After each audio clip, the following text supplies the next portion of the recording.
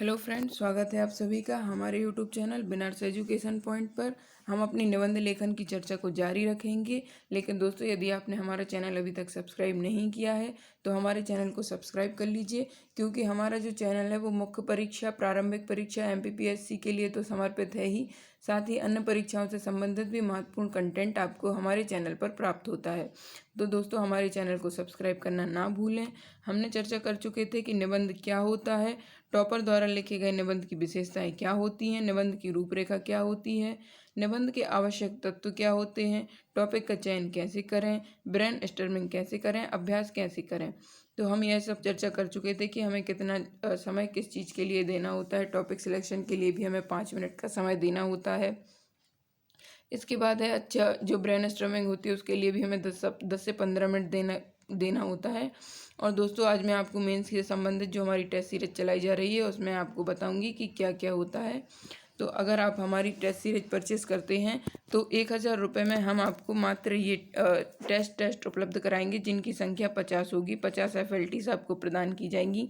लेकिन अगर आप हमारी टेस्ट सीरीज 3000 रुपये में ज्वाइन करते हैं तो टेस्ट सीरीज के सारे टेस्ट आपको दिए जाएंगे, प्लस चेक करने के बाद आपको मूल्यांकन किया जाएगा। जो हमारे सेलेक्टेड लोग हैं, टॉपर लोग हैं, उनके द्वारा फीडबैक दिया जाएगा और मॉडल आंसर की एक प्रदान की जाएगी, जिससे आप अपने आंसर को मॉडल किस तरीके से बना सकते हैं इस पर आप विचार कर सकते हैं।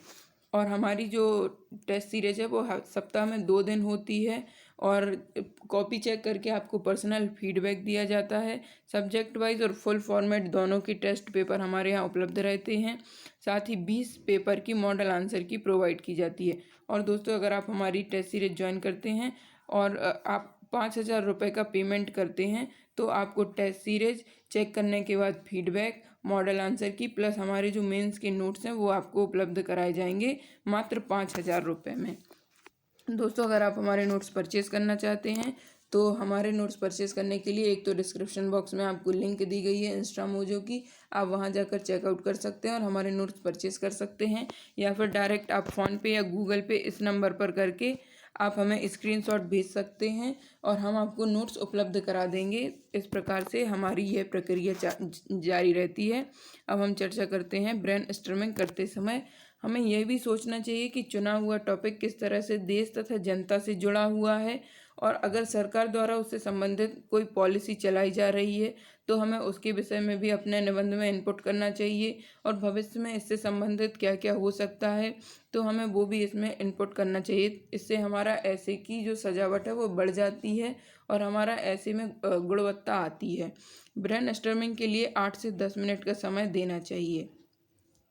जो एमपीपीएससी टॉपर हैं आकांक्षा जैन, ऐसे के लिए स्पीच स्ट्रेटजी सुझाती हैं। इसका अर्थ है थिंक फ्रॉम सोशल, मतलब सामाजिक विषयों के बारे में आपको सोचना है, राजनीतिक विषयों से संबंधित आपको जानकारी रखनी है, इकोनॉमिक दृष्टिकोण आपको उसमें डालना है, कल्चर से संबंधित जो भी सूचनाएं हैं आपको उसको इनपुट करनी है, जो भी विधिक है, जो भी न्याय से संबंधित है वो भी आपको अपने निबंध में इनपुट जरूर करना है।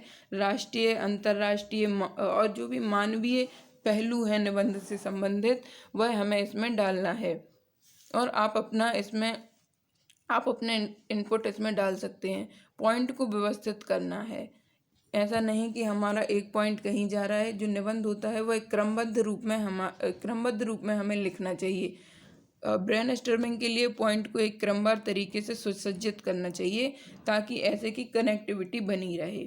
जैसे कि विषय के बारे में लिखते समय सबसे पहले उसके इतिहास के बारे में लिखना चाहिए, उसके वर्तमान के बारे में, तथा अंत में उसके भविष्य के बारे में हमें बताना चाहिए। विषय में अगर कोई समस्या का विवरण हो तो अंत में उसके निवारण से संबंधित पॉइंट लिखने चाहिए। और इन निवारण के पॉइंट्स को लिखने में हमें 2 से 5 मिनट से ज़्यादा समय नहीं लिखना चाहिए। ऐसे लेखन से संबंधित कुछ महत्वपूर्ण विषयों पर चर्चा करते हैं। तो ऐसे लेखन के लिए आपको सही शब्दों का चयन करना चाहिए। ऐसे की जो भाषा होती है हमारी वह सरल, स्वाभाविक तथा संवैधानिक होनी चाहिए। सरल, स्वाभाविक और संवैधानिक होनी चाहिए। ऐसे लिखते समय महापुरुषों द्वारा बोले गए कथन भी हम लिख सकते हैं, जिन्हें हम कोट्स बोलते हैं। हमें उनको अपने निबंध में जरूर इनपुट करना चाहिए। जितना हो सके पॉइंट को समझाने के लिए विभिन्न उदाहरण भी देने चाहिए। अगर सरकारी डेटा याद हो, जैसे कि आर्थिक सर्वेक्षण से संबंधित अगर हमें कुछ डेटा याद रहते हैं तो हम उसमें इनको इनपुट कर सकते हैं। सरकारी सर्वे या इंटरनेशनल सर्वे के बारे में पता हो तो उसके बारे में भी हम अपने निबंध में लिख सकते हैं। यह जो विवरण रहता है सर्वे से संबंधित, यह विवरण आपको ज़्यादा अंक दिलाने में मददगार सिद्ध हो सकता है। ऐसे लिखते समय कोई भी बंधन नहीं रखना चाहिए, वही लिखें जो आपको सही लगता हो, चाहे इसके लिए आपको एक नए कानून बनाने के लिए सुझाव क्यों ना देना पड़े। इंट्रोडक्शन में ऐसे के बारे में बताना चाहिए, आप क्या लिखने जा रहे हैं, आपके ऐसे की पूरी झलक इंट्रोडक्शन में दिख जानी चाहिए। इंट्रोडक्शन ऐसे का सबसे महत्वपूर्ण भाग होता है, क्योंकि अच्छा इंट्रोडक्शन आपके ऐसे पढ़ने के लिए एग्जामिनर को प्रोत्साहित करेगा तथा अच्छे नंबर देने के लिए पृष्ठभूमि भी तैयार करता है। जितना हो सके पॉइंट को समझाने के लिए विभिन्न उदाहरण देने चाहिए। अगर सरकारी डेटा याद हो तो उसका विवरण अवश्य दें। अगर विषय से ये सब हम कर चुके हैं कि ये सब हमें ज़्यादा नंबर दिला सकते हैं।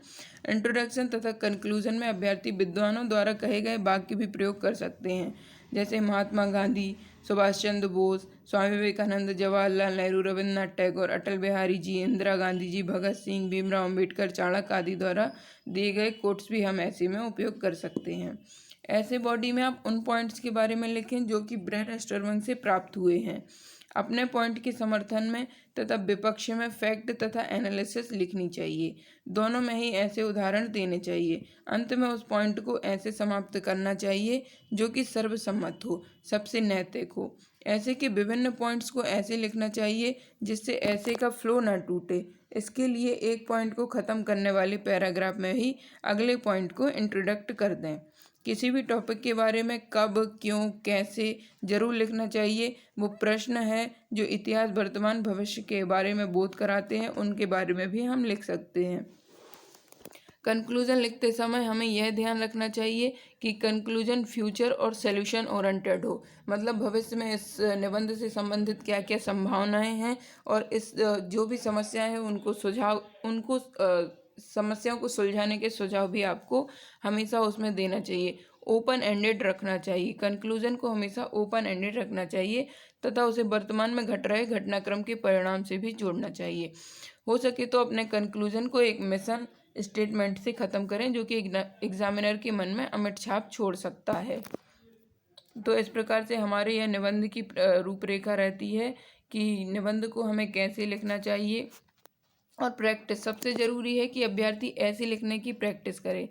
एग्ज़ाम के 2 महीने पहले से ही ऐसे लिखने का अभ्यास शुरू कर देना चाहिए तथा हर सप्ताह कम से कम 2 संपूर्ण ऐसे लिखने चाहिए। हो सके तो दोनों ऐसे आप अपने प्राध्यापक, सीनियर दोस्तों से अवश्य चेक करवाएं। विनर्स एजुकेशन पॉइंट की मेंस टेस्ट सीरीज में लेकर टॉपर्स द्वारा आप अपना निबंध चेक करवा सकते हैं। चेक होने के बाद ऐसे को बिंदुवार डिस्कस करें। डिस्कस करने से आपको ऐसे की कमियां पता चलेंगी। यदि आपका कुछ विषय छूट गया है तो उससे जानकारी भी मिलेगी। ऐसे की कमियों को दूर करने के लिए आप निरंतर अभ्यास कर सकते हैं। भाषा तथा दोनों में ही आप जब प्रैक्टिस करेंगे निबंध की, सप्ताह में 2 निबंध लिखेंगे आप, तो इससे आपकी ऐसे में भी सुधार होगा और आपकी भाषा शैली भी इम्प्रूव होगी। और अगर हम डेली प्रैक्टिस करते हैं तो हम मतलब सप्ताह में अगर हम 2 बार प्रैक्टिस करते हैं किसी निबंध को, तो हमारे जो निबंध है वह एक गुणवत्तापूर्ण निबंध के रूप में। और हमारे नोट्स और टेस्ट सीरीज के लिए यूट्यूब चैनल पर हमारे विनर्स एजुकेशन पॉइंट को फॉलो करें।